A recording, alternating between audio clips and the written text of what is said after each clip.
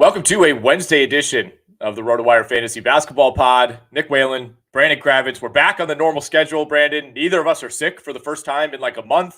Yes. We've got the holidays behind us, thankfully. And we are presented by our good friends at Underdog. Underdog Fantasy is the #1 platform for NBA best ball and DFS player pick'em contests. If you have not tried Underdog yet, new users receive a first-time deposit bonus up to $100 and a free 6-month subscription to RotoWire. Just use the promo code RWNBA. That's RWNBA. Go to UnderdogFantasy.com or download the Underdog app today and use that promo code RWNBA to claim your free RotoWire subscription and deposit bonus. As you know, Brandon, I've been all over Underdog. I know you have. You got some options down in Florida. In Wisconsin, sports betting is not legal here, so that's where a site like Underdog comes into play. I made the mistake of throwing in like 3 entries this past Friday night and then going on a dinner date with my wife and her on the way there saying, wouldn't it be fun if we just put our phones away and neither of us had our phone out? And I was like, I can't really say no to that. But what you don't know is that I have 3 Underdog entries that I'm just not going to check these for the next 3 hours. Like, what are we going to do? Turned out I adhered to that, made a couple trips to the bathroom, had to make sure I brought the phone just to do a quick little check-in. We won 2 out of the 3. All right. So we're loving playing on Underdog. And, especially like during the week, during the weekend, I'm a little bit more relaxed on it. But Tuesday nights, Wednesday nights, it's like, what else do I have going on? I'm going to toss in some Underdog entries. And I will say last night I was on the more on 24.5 points for Zion Williamson. Did not see the Pelicans being up 25 points the entire night on the Nets and Zion barely playing. Yeah, leading scorer for the Pelicans scored 16 points. So that was sort of an oddity. Usually don't see a winning team with a leading scorer of 16. But you made a smart move. You got to keep the spouse happy. And if she suggests that, I think anytime anybody suggests that in a non-work situation, you ought to take them up on it. We're all on our phones so much. And if we're honest, once you set those picks on Underdog, I mean, I don't know why it works this way, but you're much more likely to hit if you're not stat watching. Whenever I stare at the screen is when guys just completely forget how to shoot the basketball. Well, I was on the under for Joel Embiid last night, so that felt pretty good, even though he had a triple-double. Yeah, I know. You are right. We'll have to investigate the science behind that at some point. I don't get it. I was on, I think it was points, rebounds, assists on Jaren Jackson a couple of nights ago, and I turned the game on while I was on the radio. He literally went the entire third quarter without recording a single stat, point, rebound, or assist. He played the whole quarter and didn't do it. I'm like, I just have a hard time believing that would have been the case if I was not watching the game. But anyway, we will talk about some of our potential Underdog leans for tonight, maybe later in the show. We got 12 games on the NBA slate on Wednesday, so we're finally back to kind of a normal NBA schedule. Things were really weird during the first month with the play-in tournament, but we got our big Mondays, big Wednesdays, big Fridays, and then Tuesdays and Thursdays tend to be those lighter slates. If you're watching along live, get those questions in the chat. We will hit those over the second half of the pod. We'll be going for about 45 minutes. So if you start stacking those questions up, we'll go rapid fire through those as we move along. Brandon, we have not really had an opportunity to discuss the OG Anunoby, Emmanuel Quickley, RJ Barrett deal that went down over the weekend. No episode on Monday with the holiday. I know Steve and Ken talked about it yesterday, but really fascinating trade in a lot of ways. Like normally when a trade like that comes down, immediately you're talking about, all right, who won, who lost. And I don't really have too strong of feelings about it. We could talk about some of the fantasy ramifications. To me, this trade doesn't really change the calculus for either team. I wonder what Toronto's going to do next, perhaps. For the Knicks, it's like, yeah, you get a nice asset in OG Anunoby. I don't think this vaults you into, Milwaukee, Philly, Boston territory right now in terms of immediate title contention. But it was the rare deal where I think most reactions I saw were, okay, both teams kind of won, or it's a net neutral for both. Like usually you get, an overreaction one way or the other, where one team is accused of fleecing the other. I feel like that did happen. I thought Toronto made out like bandits in this deal, getting a 6th Man of the Year candidate in Emmanuel Quickley, who's 2 years younger than OG Anunoby. So you have a little more youth to deal with there. RJ Barrett in Canada, feels like a perfect fit, and he's already gotten off to a pretty good start. And keep in mind that pick, usually we scoff at second-round picks, but that second-round pick came from Detroit, which means it's basically going to be like a a fringe first round pick. So even that's pretty good.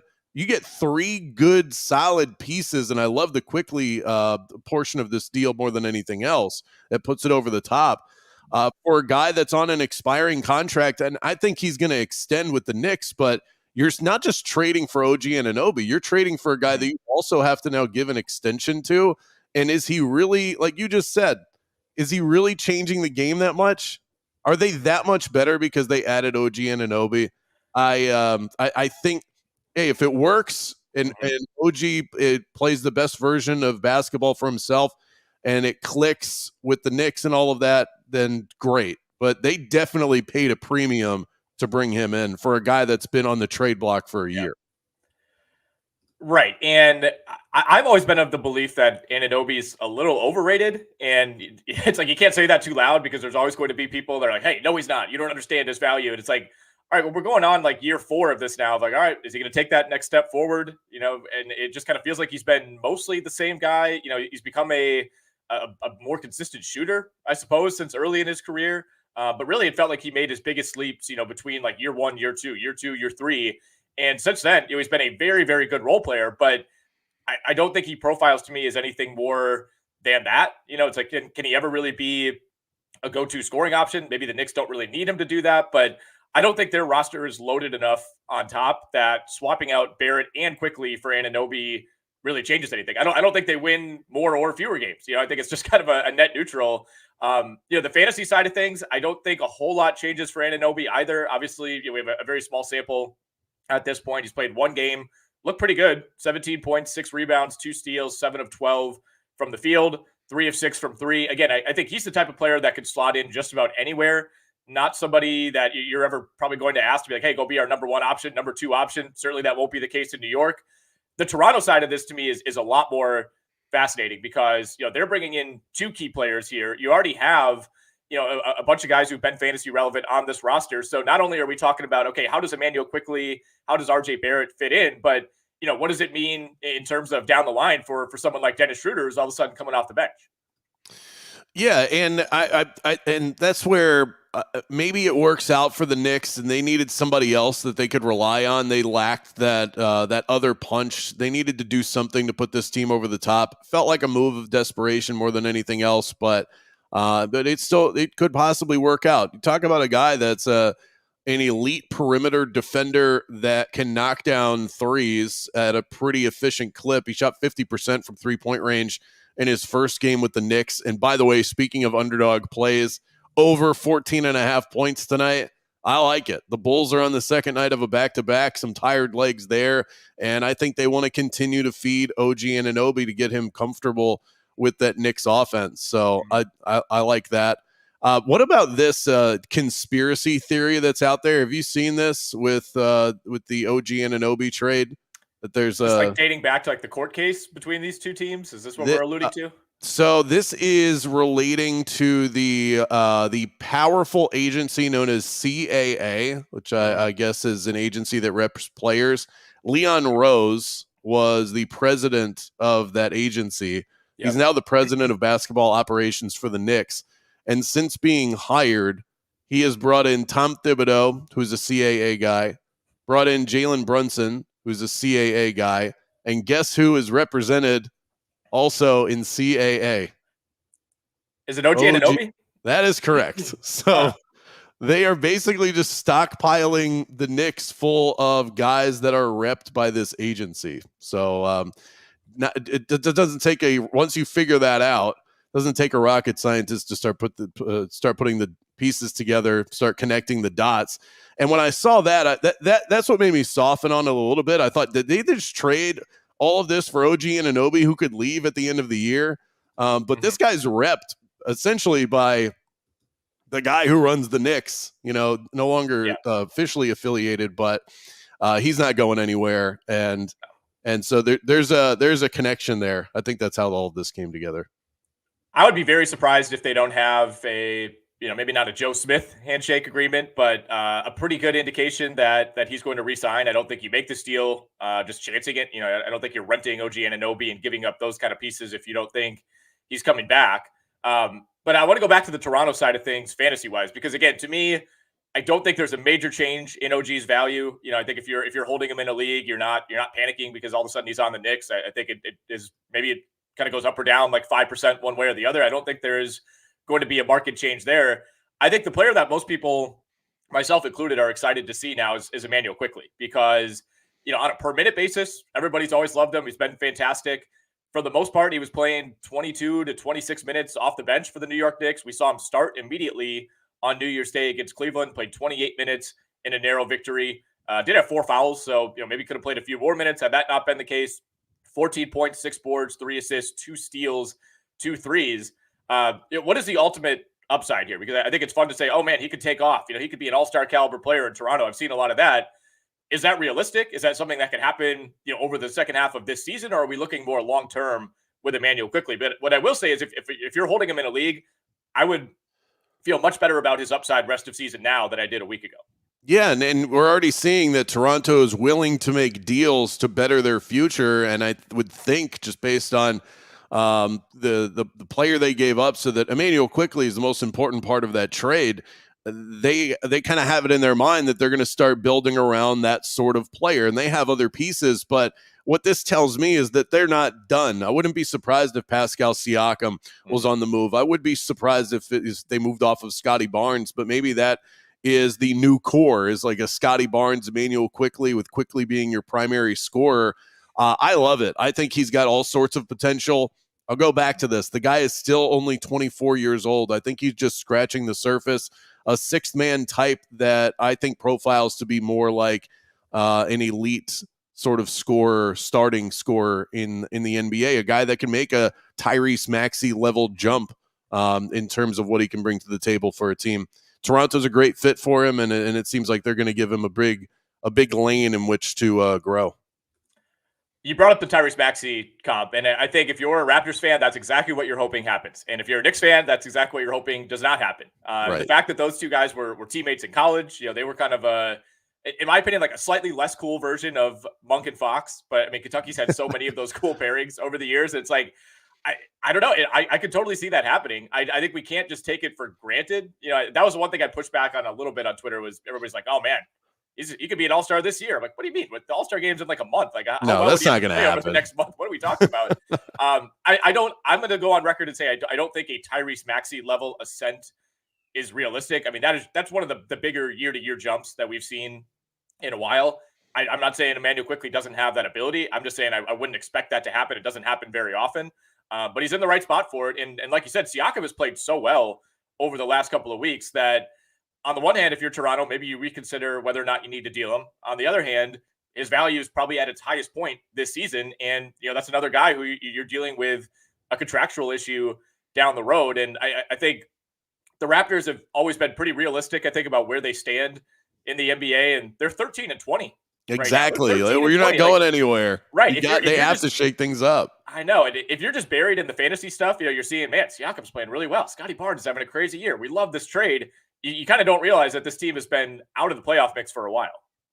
Yeah, I mean they're like 5 games up on the Hornets right now. This is not a good situation, and it's not like you're dealing with a crazy injury situation. This is just kind of what you are, and they've been this version of this team for the last couple of years, and they're just slowly decaying down the ranks in the Eastern Conference, and the guy that makes the most sense in terms of what you could get for him and how much you would change the makeup of your roster is moving off of a guy, like Pascal Siakam, and it makes too much sense.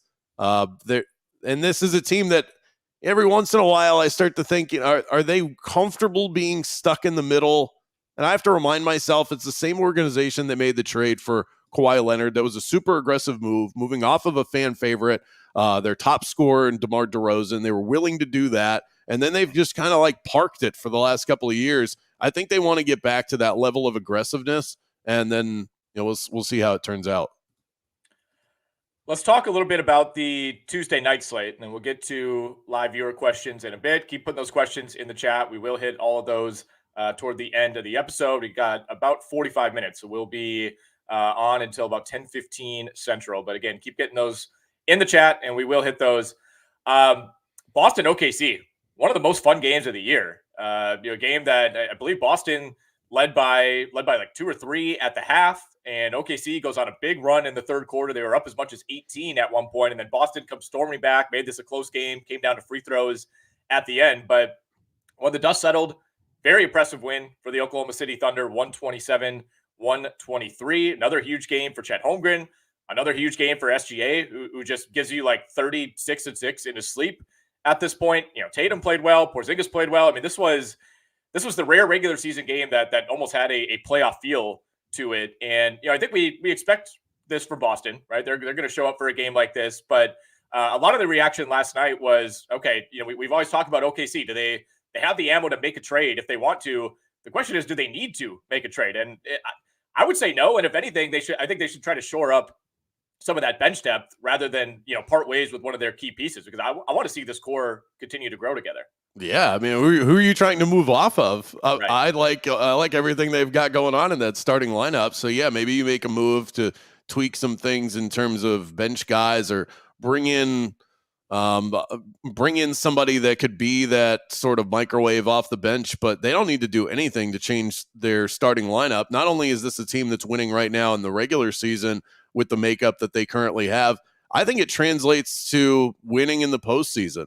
When you have an elite ball handler that can score at will, that you can put the ball in their hands late in games and in tight game situations at sort of final 2 minutes that you look for, you have to have a guy like that. Tatum is that for the Celtics. Shai Gilgeous-Alexander is that guy, and he can defend. So this is a team that I think is ascending a lot quicker than maybe we thought that they would. But last night, I don't think it's an overreaction to say that could have been a preview of the NBA Finals. I think it absolutely could be. And, I'm never going to write off Denver. They're a half game behind OKC right now. So it's not like the Thunder are running away with anything. They're a game back of Minnesota in the Western Conference. Denver to me at full strength is still the team you have to go through. But other than that, do you really trust the Clippers? Do you trust teams like the Lakers or the Suns? That's pretty hard to do right now. And then you kind of get into some of those other younger, unproven teams, Minnesota, Sacramento, New Orleans. To me, OKC is the class of that secondary group. And, historically, you have to take your lumps. You got to make a run or two where you come up short before you make it to the NBA Finals. But to me, this could be the unique year where maybe you don't have to do that just because of the relative lack of a juggernaut in the Western Conference. So I'm with you. I think that absolutely could be a finals preview. I don't think Oklahoma City necessarily needs to do anything to beef up this roster. But again, I think if they could add Jordan Clarkson from Utah, or even, Kelly Olynyk, I think getting a backup 5 behind Chet Holmgren, because if Chet Holmgren picks up 3 fouls in the first half of a Western Conference Finals game against the Nuggets, that would be my concern. It's like, who do you throw at Jokic? I don't love that matchup for Holmgren. I know people have said Jared Allen from the Cavs, that'd be great. I think you might have to pay a little more than you want. Yeah, Jared I don't Allen, think you can pull that off. The Magic have about 3 centers that they could go trade for. Right. I was going to say the Magic. I mean, the Pistons have 8 centers on their roster. Not that any of them are that appealing, but I just think you need a 12-minute a game Bismack Biyombo type. Yeah, you just need another body that you can throw at him. That's all you're trying to do. You're not stopping Jokic. You're just trying not to completely take your starting big out of the game entirely. I'm looking at the odds right now. The Thunder are 20-1 to win the NBA championship. I think that honestly, that may have shifted after last night. I think that's how big that win was. I believe that they're longer odds as of yesterday, but this is the one that I would like better, is for them to represent the West at 9-1, because I still think Boston, or if Milwaukee gets there, it'd be tough to win that in a 7-game series. But in terms of representing the West, because of all the reasons that you just mentioned, the Suns can't stay healthy. I don't trust the Clippers as far as I can throw them. The Warriors are a broken down version of themselves. The Lakers are old, and Denver is still Denver, but you're dealing with championship fatigue and guys like Michael Porter, who's dealt with injuries. Jamal Murray's dealt with injuries. You got guys getting bit by dogs. Oh my God. Yeah, I mean, yeah, you got to watch out for that. Aaron Gordon, don't know what's going on there. Put a leash on that thing. But it's hard to do it twice. We've seen that. It's not an easy thing to do. The greatest teams in NBA history have been able to pull it off. Are the Thunder that team? We'll see. But I think the Thunder have as good a chance as anybody else. And it's not just based on what we saw last night. Like, we don't want to sound that overreactionary here on the podcast, but I just think that it's a little bit of a wake-up call that they absolutely do belong. It's not just what they did against Boston. They beat Minnesota recently as well. They're taking down the heavyweights, and they're doing it in a way that I think translates to postseason success. I think you're right that you don't want to put too much weight on one game, but at some point you got to put weight into these games, right? This becomes a talking point. I don't, right? You definitely don't. I mean, the Magic beat the Celtics, and they're not winning the championship, so it's not about one single game. It's just that one game then leads us to talking about something that we were already thinking anyway. Right. Yeah, exactly. And by the way, we have a great odds comparison page, or an odds tracking page, I guess would be more accurate, over at RotoWire on our sports betting site. So you are right, Brandon. I'm seeing the Thunder at 22-1 right now to win the finals on DraftKings.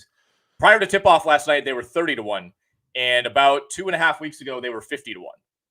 Wow. Yeah. So and it's so tough because I feel confident in saying that they've got as good a chance as anybody else. Yeah. And you get some pretty good odds on that, but you also feel like you really miss the boat.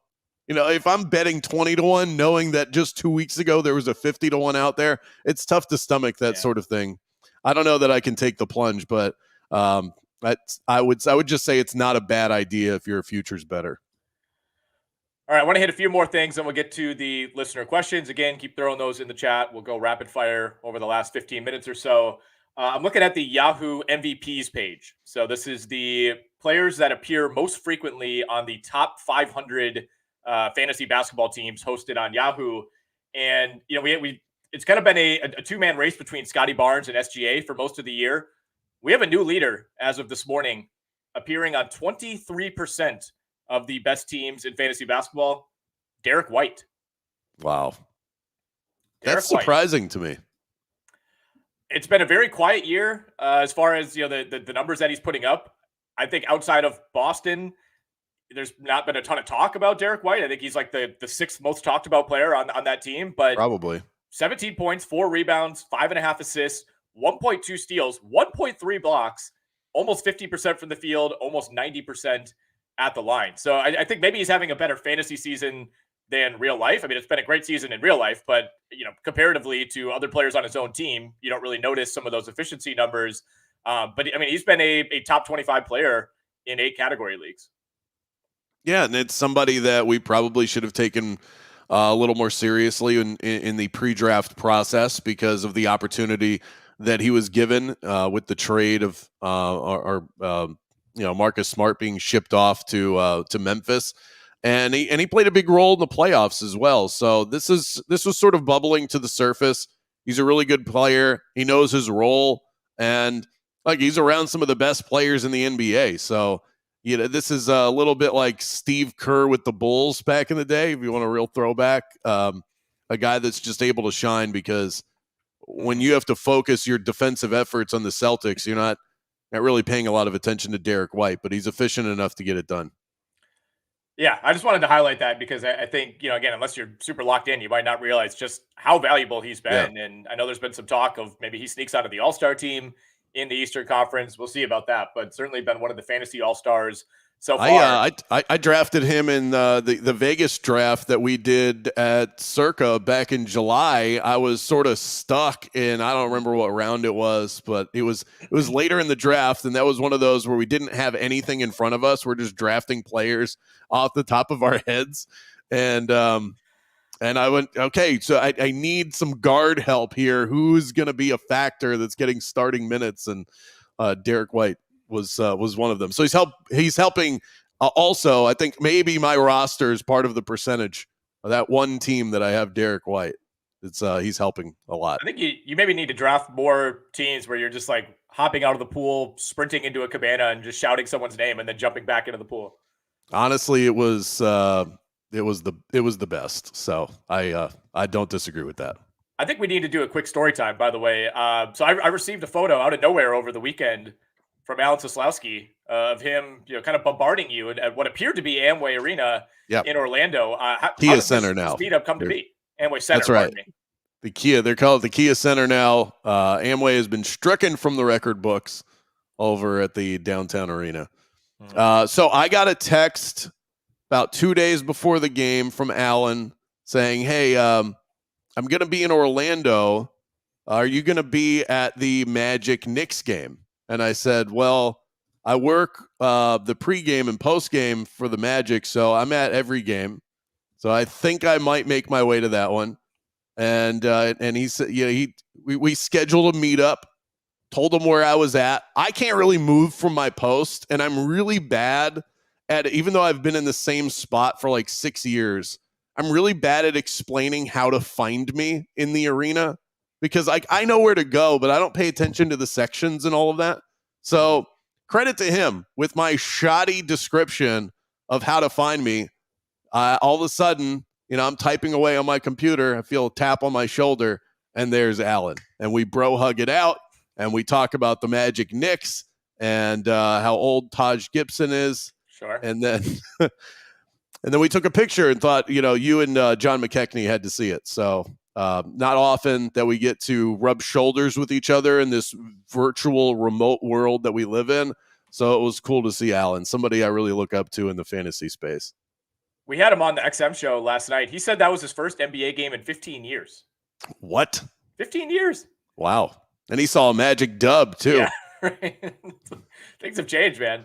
Yeah, I didn't realize he lives in Jacksonville. He does. He You does. guys just chopping it up about Jags football all the time, or what? Look, so I think he's a Giants fan. he's a Jets fan, I believe. Jets so fan. yeah, I mean, obviously, I'm a Jaguars fan from Green Bay. He's a Jets fan who lives in Jacksonville. So we there's not a whole lot of crossover there. I mean, obviously, I'm envious of where he lives, although I have no ties to the city of Jacksonville. I've been there once. It was fine. Yeah, it's all right. It wasn't like, man, I wish it didn't feel like a true pilgrimage. Right. Yeah. Jacksonville's not going to blow you away. They have some nice beaches, and they've got the Jags. That's about it.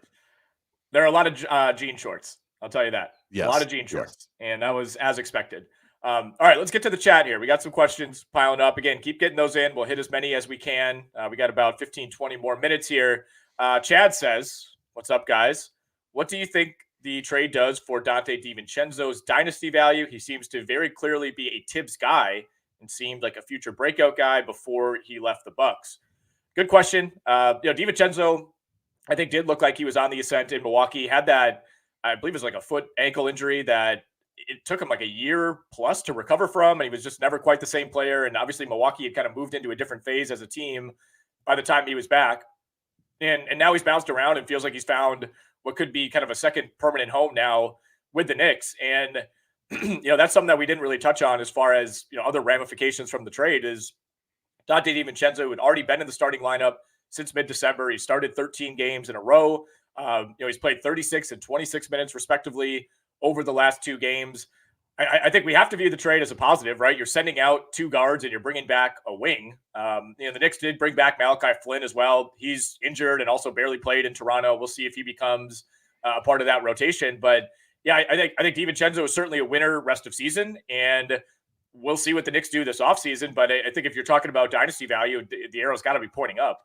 Yeah, for sure. And I think that was part of what led to the Emmanuel Quickley trade. I just saw, just reading the tea leaves of some angry Knicks fans on Twitter before the trade, they were all confused as to why DiVincenzo was getting a lot of Emmanuel Quickley's workload. And it seemed like Quickley's minutes were going down, not up, despite being a really productive player.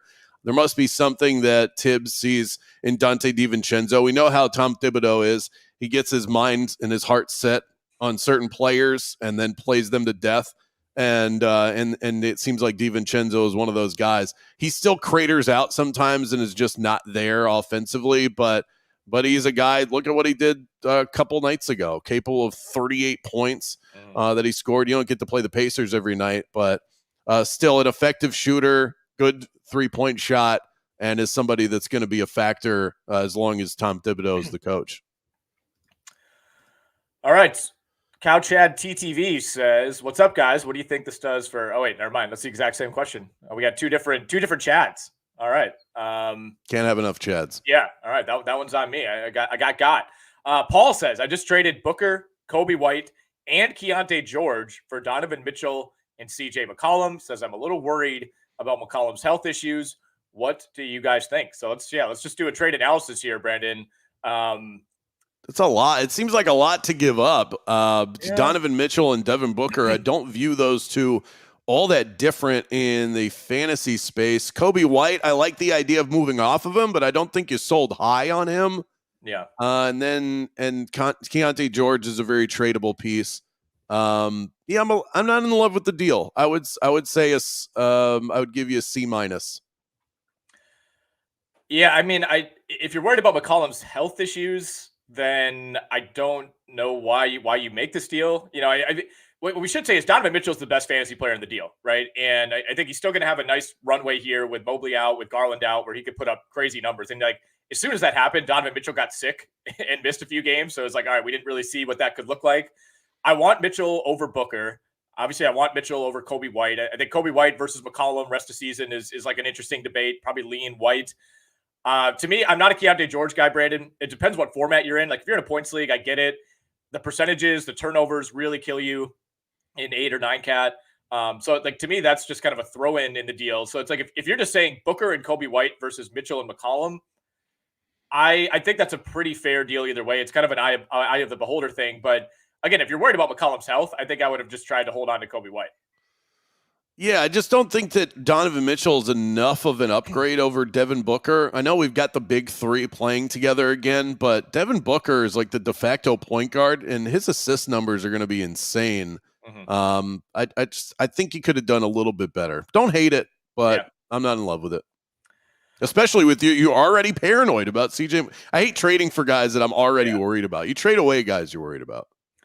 All right, Eric says, Happy New Year, guys. Happy New Year to you as well, Eric. I need Brandon to keep saying good things about Franz Wagner. Last time he said his field goal percentage would be closer to last year's number. He went on that heater. Thank you, guys. This is true.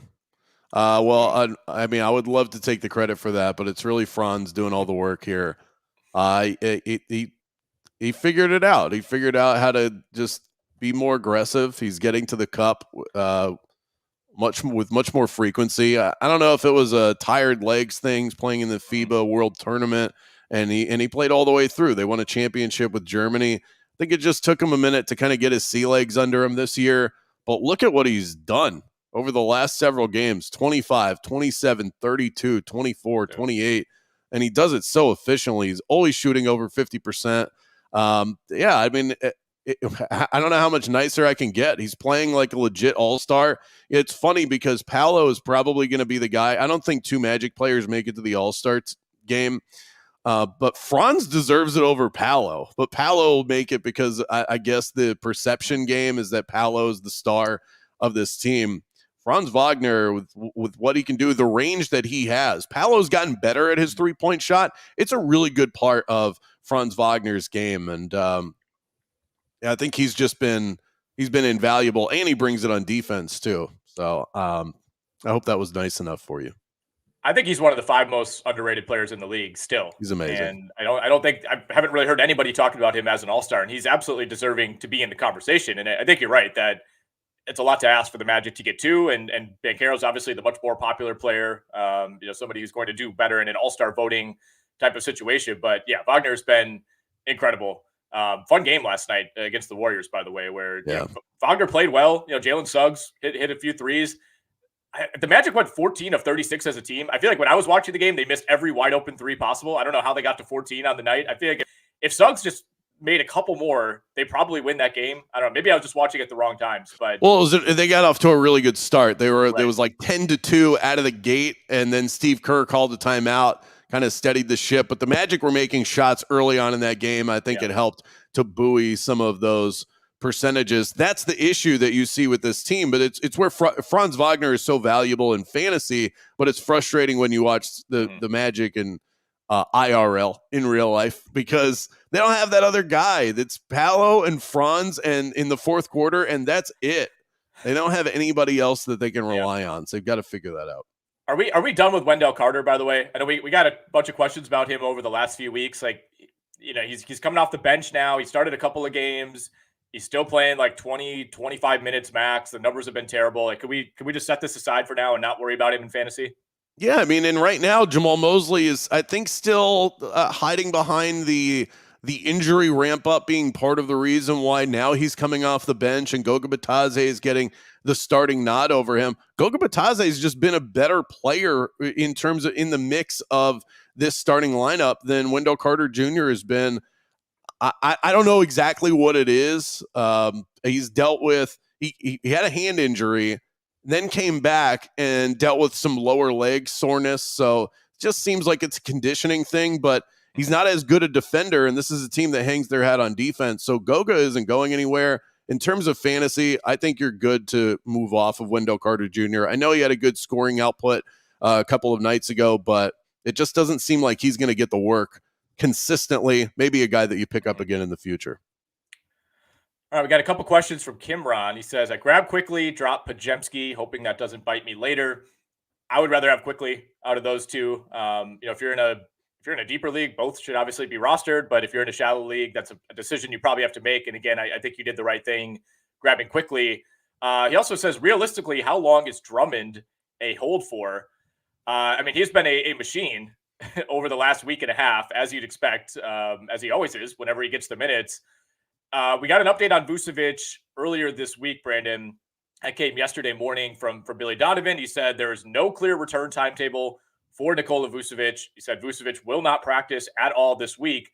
Bulls play on the second night of a back-to-back tonight. They play Friday at home against Charlotte. So obviously Vuce won't play in either of those games. Then they're at Charlotte next Monday, a couple of home games on a 4-game week. I would say Vucevic is out until at least the middle of next week. We've also seen the Bulls kind of, play this game with Zach LaVine for the last month, and who knows, trade deadline's coming up. All-Star break is coming up. I'd be surprised if it runs that long. I don't think they're necessarily holding Vooch out to trade him in the same way that I think they're doing with Zach LaVine, but this very quickly went from, could be a week to could be 2 to 3 weeks. Yeah, I'm not exactly sure what's going on in Chicago because I thought for sure they were holding Zach LaVine out for the trade deadline, but now they're talking about ramping him back up and getting him ready. He should be back within the next week. Sure. So do they bring him back just so that they can put him in a showcase, or why even bother? Teams know what Zach LaVine is. I don't think it's all that necessary. It does feel like a similar thing is going on with Vooch right now. I was dead wrong on Andre Drummond. I thought after we saw that 24-point, 25-rebound performance last week that was it. We aren't going to get that again. And he's been putting up these ridiculous numbers, 16, 23, 17 rebounds over the last 3 games. He continues to do it. If I'm Chicago, I'm like, what do I need Vooch for? Look at what Andre Drummond is bringing to the table, really turning back the clock. These are old school Drummond numbers that we've seen recently. Yeah. All right, let's go rapid fire through the rest of these, Brandon. We got about 5 more minutes and we're out of here. Chad says, on the Toronto deal, does it make it less likely that we see any of Grady Dick the rest of the season? I say yes. Just, again, it's kind of the reverse of what we talked about with New York. You're sending out a wing and you're bringing back 2 guards. And I know, Grady Dick has the size that he could conceivably play the 3. To me, he's more of a 2 at the NBA level. And I think Quickley and Barrett obviously take precedent over that. Now, they did send out Malachi Flynn, in some ways a direct competitor for minutes, although he's more of a point guard, Dick more of a shooter, a wing. I think they view this as a developmental year for Grady Dick. I think they'll be, maybe later in the season, especially if Toronto really takes a step back. I think he could, see 15, 20 minutes if they just want to showcase him at the end of the year. But, he's been bouncing back and forth between the G League. So he's obviously much more of a dynasty asset at this point. Oh, for sure. I mean, this is a guy that he's just not ready for the prime time of NBA basketball just yet. They're not ready to put him in that position. And we see that more often than not with these rookies, especially guys that were drafted after the top 10. Grady Dick is a guy that should turn into a pretty nice NBA player, but it doesn't happen for everybody overnight. There are just too many good players out there to speculate on to hold Grady Dick at this point. Austin asks, Draymond and Keldon Johnson for Jalen Johnson and Donte DiVincenzo. Who wins that trade? 10-team points league. I'll let you answer first. Well, I'm just not all that interested in having Draymond Green on my team. We still have no idea when he's going to come back. So I feel like that's sort of a dead piece to this deal. Keldon Johnson, okay, but he can be somewhat erratic. I like what I'm seeing out of Donte DiVincenzo. We talked about him. And Jalen Johnson, what a surprise piece he's been for the Hawks this year. So I think the second part of that deal is the winner here, especially in a 10-team league. Yeah, I think with it being a points league, I like Draymond and I like Keldon Johnson more, but I'd still prefer the Jalen Johnson DiVincenzo side of this one. Ant says, I need threes and I'm willing to trade Tobias Harris. Who can I get in return? Tobias Harris having a nice year, as he always does. He's going to somehow finish like 55th, right where he does every season. But you need high volume 3-pointers. So, you could attach somebody to Tobias Harris, somebody a little bit lesser, and maybe you target someone like CJ McCollum, someone like Terry Rozier, someone like Tyler Hero, guys who rank ahead of Tobias Harris. And again, you probably need to attach an asset there. If you're just targeting 3-pointers, then I think you can aim a little bit lower. And like Bogdanovic has been hitting a ton. Even Bojan Bogdanovic in Detroit. Devin Vassell. These are all guys that are averaging at least 2.5 threes per game. Michael Porter, Max Strus, those guys are all in that conversation. Yeah, you could get a couple of those Heat guys as well. Tyler Hero, Duncan Robinson would be somebody that you could target. We talked about Derrick White. I mean, he's we mentioned it earlier, 23% of winning fantasy basketball rosters right now. So maybe you want to get a hold of him. I don't think that's information that many people know. So if you add Derrick White, it looks like that's translating to wins. He would be somebody that I would be willing to target. Fred VanVleet in Houston, guys like that. Quick question on Draymond. When is he back? Any updates? Start of next week, maybe. The Warriors, we got like a kind of. Can we get Steve Kerr on the podcast real quick? Yeah, I mean, it's been over a week since we've had any sort of update, and the last one said the suspension may last 11 to 13 games. Like, okay, very strange time period. That came from Woj. If that timetable were to hold up, that would mean he could be back as soon as this Friday or sometime in the next week. I don't know. I mean, the Draymond thing, I feel like we're gonna find out like the morning of a game, and he's just gonna be back. It's very vague. It's a unique situation. There's not really a blueprint for a player having to kind of check off boxes like this. So my guess is he's back in the next 2 weeks. I'd be pretty surprised if it extends beyond that. But even so, I still don't really want him in fantasy. It's been a diminishing asset, I think, for a few years now. Yeah, I mean, look at what you were getting before the suspension. It wasn't really anything that was, I think, driving wins for you. And maybe Nick is right that you wake up one morning and all of a sudden Draymond Green is back and active. I have a feeling there's going to be more of a ramp up process where the first report you get is Draymond Green is back with the Golden State Warriors. That'll be the headline. And we don't even have that yet. It seems like both sides are, it's like Ross and Rachel from Friends. They're on a break right now and they are not speaking to each other. All right, Steve-O says, I got offered Cat and Kuminga for OG in Claxton. This is a 12-team, 11-Cat league. This is a really, really interesting trade because obviously Cat's the best player in the deal. Kuminga is the worst player in the deal. OG and Claxton combined. I think this is fair. It's something that it was almost a trade that I would be like terrified to make because I feel like I'm getting burned one way or the other, which means it's probably a good trade. Yeah, and I like the fantasy viability of OG Anunoby with the Knicks, at least as of right now. It's a good player in a new scene, fresh new toy kind of feeling. So I do worry that sometimes we do this in every sport, whether it's fantasy basketball, baseball, football. When we get a semi-star player in a new jersey, we tend to overrate them a little bit. So I worry that could be happening here, but definitely like what I've seen. Don't want to just dismiss it entirely. I like what I saw from Kuminga last night and watching that Magic Warriors game, 19 points, 6 rebounds, 4 assists, a couple of blocked shots. If that's the Kuminga that we're going to get, the first side of that deal is definitely the winner. I would still take Cat and Kuminga, but I think it's a very interesting offer to ponder. Ivey, Brandon Miller, Cam Johnson. Who do you want rest of the way? 14-team league. I think I would go with Brandon Miller. Quietly a guy that is in the rookie of the year conversation. Won't win it because the two guys that are in front of him have been so incredible. But he has been really good in his own right, really good outside shooter. And it just seems like he's really comfortable out there going to continue to get more of a runway, especially with all the injuries the Hornets have been dealing with, and some of the old guys they could end up shipping off, like Gordon Hayward. Last 18 games for Brandon Miller, 16 points, 3.5 rebounds, 2.5 assists, about 1.5 steals and blocks combined, 43, 45, 87 percentages. So I think that's the field goal percentage what you worry most about with him. And, it's going to go up and down, but he's been on a really nice run. And, is in a tough spot too. I mean, Charlotte's getting just housed basically every night, except for last night against the Kings. So, I think Miller versus Johnson is really interesting. Cam Johnson to me is probably the safer option. It kind of depends where you are in your league. If you're choosing one or the other, if you need to move up the standings, maybe I just chance it with Brandon Miller. I think Cam Johnson's going to give you a more consistent 15 points, 7 rebounds, couple threes, better percentages. Ivey's just not a consideration here. I'm still interested, intrigued by what he could be as a player going forward. He's in a different fantasy category for me than the other two.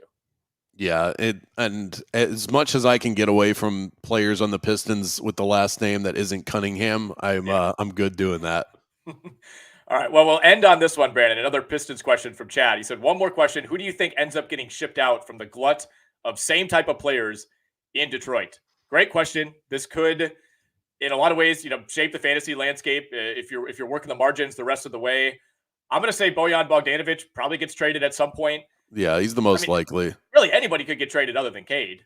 I think Isaiah Stewart would have suitors. I think, even guys like Alec Burks, Joe Harris, it's like there are some teams that would maybe just want some veteran depth later in the season. But I guess the question is, one, who gets shipped out, two, who benefits? The shipped out part, I think, is easier to figure out. Yeah. Bogdanovic is tier 1 in terms of if you were setting odds in Vegas, he'd be like minus 300 to be dealt at the deadline. And then Isaiah Stewart, Marvin Bagley probably would be next. I think those guys, Killian Hayes, I wouldn't be surprised if he got traded. In terms of who gets a bump, Cade Cunningham's he's not going to get a bump if anybody leaves. He is what he is. I think it could honestly be Jaden Ivey, and I think if he just ends up in with more usage, maybe he develops more into a player that we like in fantasy. Asar Thompson, maybe he comes back into our good graces, but I don't think I'd feel. Where do you land on that? I wouldn't feel great about anybody if a couple of these players end up getting shipped off. I'll just kind of shrug my shoulders and go, okay, this is what it looks like now. I think Asar is the obvious one because we've already seen it. But no, you kind of said what was on my mind, which is all right, let's say they trade, trade Alec Burks, trade Joe Harris, trade Isaiah Stewart. It's like, all right, Kevin Knox time, baby. Are you really excited for Isaiah Livers? It's a weird situation because the minutes would be there and technically the production would be there, but I'm not super fired up about any of those guys. So no, I think it's more about Bogdanovic. Where does he end up? Does his value slide? If he ends up on a contending team where he's not being asked to do quite as much. It's not a good situation in Detroit. I think that's pretty much all we can say about that. All right, fellas, we got to be on our way out. Brandon, appreciate chatting with you as we do every Wednesday morning. We'll be back at this time next Wednesday. We'll have Alex, Ken, and Shannon on Friday. We will have the OGs, Rick and Dr. A, coming at us tomorrow. So get some questions in on their streams. You can comment on our YouTube videos. You can hit us up on Twitter as well. We will answer all of your fantasy questions there throughout the week, throughout the season. And as always, we appreciate everybody who chimed in on the chat.